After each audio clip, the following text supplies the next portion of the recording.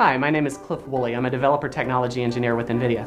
I'm here today to tell you about NVIDIA's CUDA technology and help you to get an idea of what CUDA can do for you. So what is CUDA?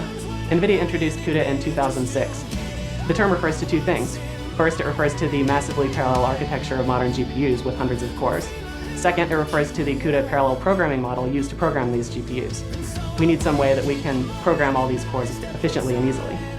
So now we have CPUs with several cores and we have GPUs with hundreds of cores.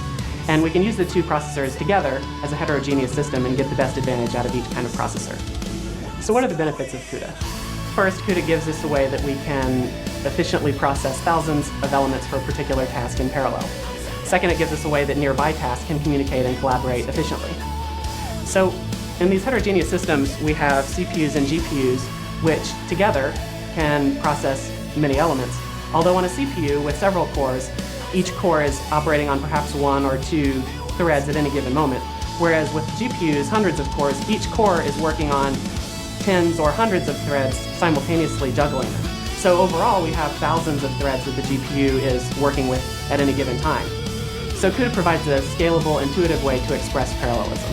We simply write a program for one data element, and it gets automatically distributed across our hundreds of cores, the thousands of threads. So is CUDA right for you? Well, what kinds of workloads does your application require?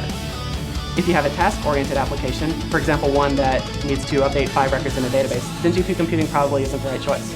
On the other hand, if you have a large amount of data that you need to process, for example, searching through a terabyte of data for a string, or a massively parallel molecular simulation, or engineering simulation, then GPU computing can be a very good fit.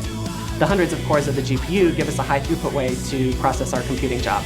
And most of the interesting compute tasks these days are throughput problems. So how does it work? Well, the days of free scaling are over. You have to go parallel, so CUDA gives you a way that you can express parallelism in a way that will scale with future architectures in languages you already know, like C, C++, Fortran, and so on. It will allow you to take advantage of libraries like our BLAST and FFT libraries and others to get best-in-class GPU performance.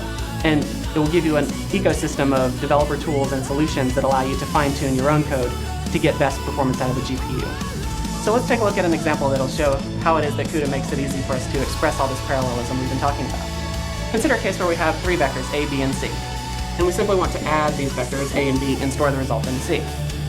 Well, in C, normally, in the sequential case, this would simply look like a loop that says for I equals 0 on to n minus 1, where n is the length of the vector.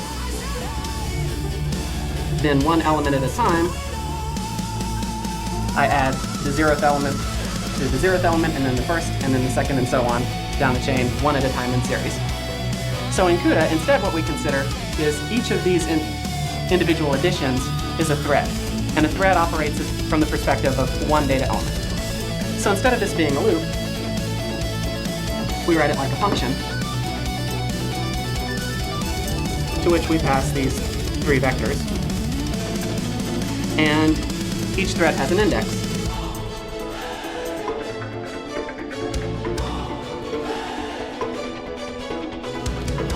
So now each thread is operating on exactly one element, and we simply need n threads.